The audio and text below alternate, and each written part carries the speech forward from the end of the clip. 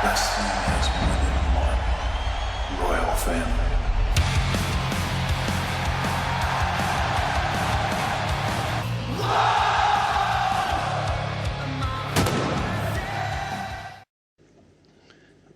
No hay nada más aberrante que hablar de este concepto de cobrarle más a las ganancias extraordinarias y demás. Supongan que ustedes tienen una economía de dos sectores, lo voy a hacer fácil, y por algún motivo, ya sea o porque cambiaron las preferencias de la gente o porque hubo un problema que causó un shock negativo sobre la oferta de uno de los bienes, ustedes tienen un cambio de precios relativos. ¿Sí? No sé, supongan, no sé, viene un terremoto y se pierde una parte de la economía. Obviamente que los bienes que estaban ligados a ese sector van a contraer la oferta y eso va a hacer que el precio sea más alto. Es decir, ese precio relativo en ese sector va a ser más alto. Lo mismo cuando apareció el problema de los barbijos.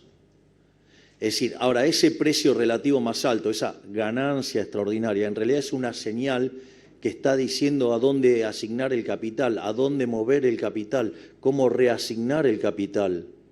Por lo tanto, si usted, digamos, castiga ese resultado extraordinario, usted lo que está haciendo es dificultar y poner palos en la rueda a resolver el problema.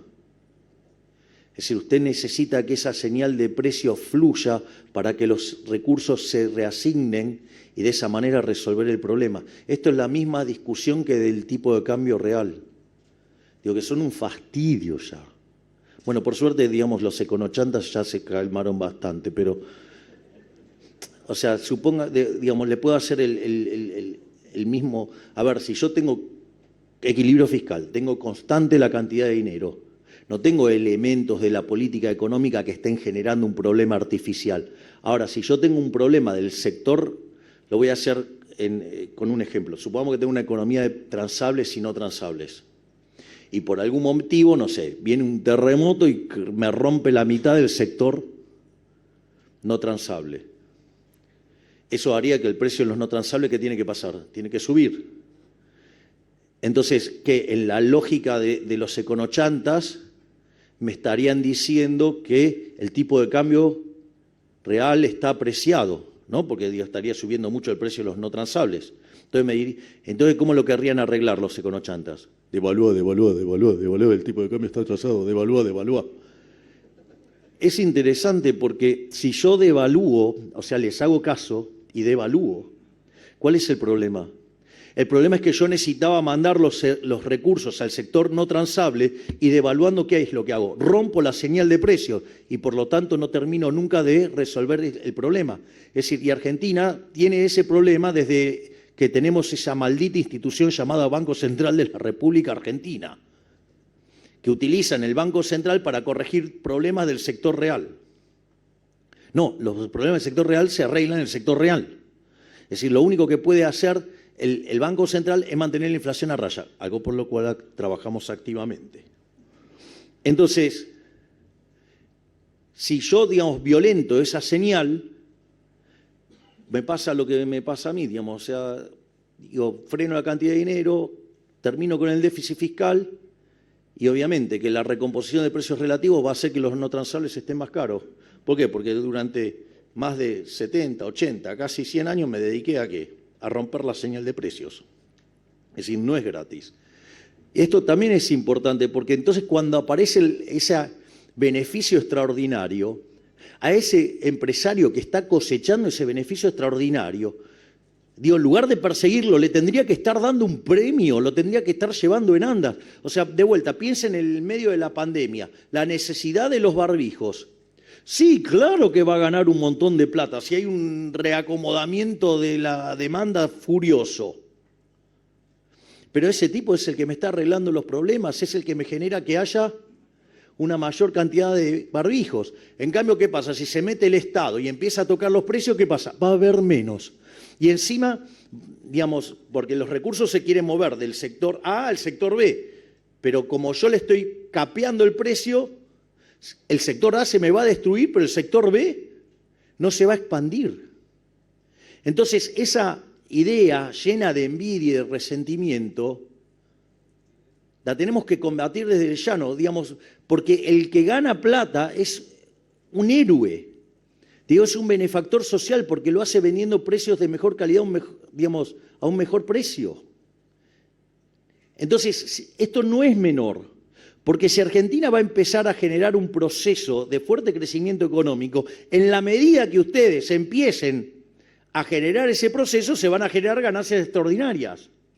Y no le demos lugar a los zurdos de mierda que vengan a decir que eso está mal.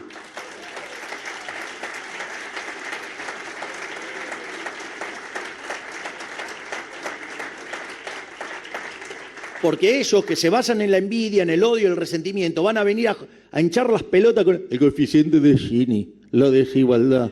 Y en realidad, o sea, esos tipos que están capturando los grandes beneficios son los que nos van a hacer de vuelta que Argentina sea un país grande nuevamente. Entonces, digamos, demos esa batalla, digo, por eso me estoy desviando del discurso original, mis disculpas, pero me encantaría leer tus carteles, pero hay un efecto que se llama años y no veo. Me encantaría poder leerte. A ver. ¿Qué dice?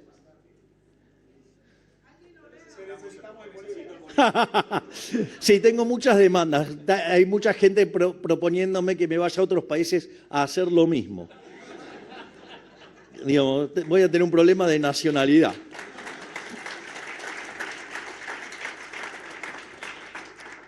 Entonces, esto se los planteo abiertamente porque es el debate que se va a venir de cara al futuro. Es decir, de acá en adelante todas las noticias que va a dar la economía argentina son todas buenas.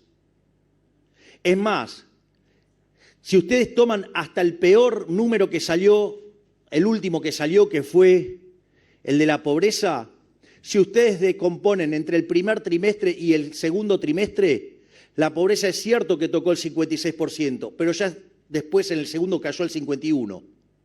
Y no tengan dudas que para el tercer trimestre va a estar en el 49%. Es decir, si yo tomo los datos de actividad, el último indicador del EMAE dio 1,7. Si tomo desestacionalizado el último dato contra diciembre, la caída del PBI es 0,6. Nada si tenemos en cuenta que acabamos de hacer el ajuste fiscal más grande de la historia de la humanidad.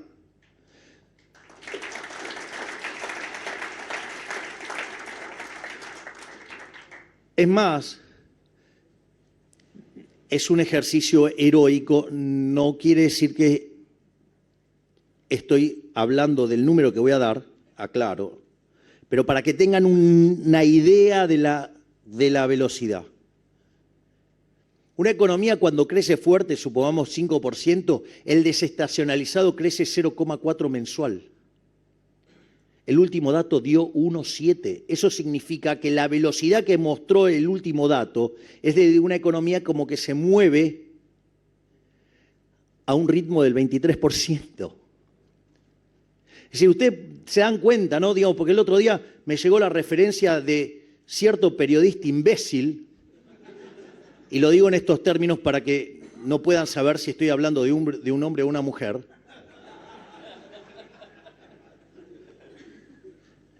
Digo, pero lo hizo en un programa de prime time en el minuto 47.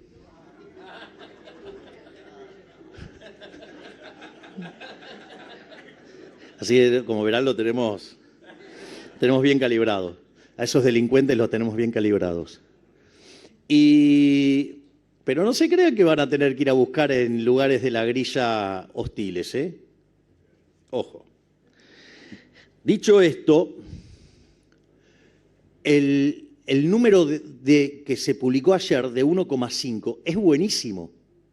Y sin embargo, ¿qué hacen? Ustedes tienen una economía que se venía destrozando, que iba camino a una hiper, que íbamos camino a hacer explotar la pobreza, que íbamos camino a destrozar el nivel de actividad. Porque yo les aviso, un ajuste que fue la mitad del que nosotros hicimos fue el que hizo Duhalde. Les cuento que el PBI cayó 11% y en el segundo trimestre, que fue cuando lo hizo pleno, cayó 16%. Miren los números que le estamos hablando. Entonces, está claro que cuando ustedes tienen la caída, si comparan contra el mismo mes del año anterior, va a dar negativo. Bueno, la persona en cuestión hacía todo foco en eso y no en el indicador mensual desestacionalizado, que es el que está mostrando la salida. Eso para que vean la mala intención que tienen, digamos, porque aparte, digamos, una cosa es que uno se equivoque una vez, 2 veces, ahora se equivoca siempre y siempre para el mismo lado. Digo, un econometrista se diría que eso se llama autocorrelación. Que ustedes le preguntan a un economista y un economista tampoco sabe qué es el mercado. Esto es gravísimo.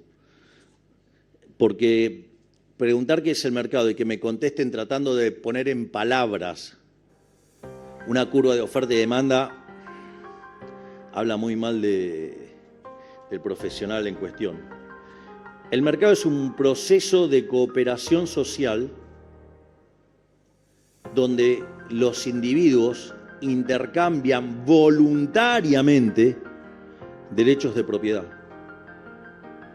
Eso es el mercado. De hecho, si ustedes se entendieran así, hay toda una parte de la literatura que ya la erradicarían. ¿Por qué? Porque no podría existir los fallos de mercado. Porque para que exista fallo de mercado debería haber coacción, pero si es coacción entonces no son voluntarios, con lo cual violenta la definición de mercado. Fíjense, por eso la definición de Alberto Venegas Lynch, hijo, sobre el liberalismo, ¿no? El liberalismo es el respeto irrestricto del proyecto de vida del prójimo basado en el principio de no agresión y en defensa del derecho a la vida, a la libertad y a la propiedad. Por lo tanto, no puede haber coacción, porque si ustedes están coaccionando, están cercenando la libertad o están impactando sobre los derechos de propiedad. En ese sentido, ahí en lo primero que falla esta gente es que no sabe qué es mercado, y la verdad que tampoco lo saben muchos economistas. Pero entonces hay un reportaje maravilloso de Alejandro Fantino a mi ex competidor del balotaje, que le dice: ¿y qué le vas a decir? ¿Que el mercado le va a hacer la cloaca o el camino a tal persona en un sector vulnerable? Y Fantino le dice, para terminar con el versito de que el mercado te salva, y le dice: pero disculpame, llevamos 40 años haciendo lo opuesto y siguen sin tenerlo. Que las fuerzas del cielo nos acompañen y ¡viva la libertad, carajo! Wrestling has more than one royal family.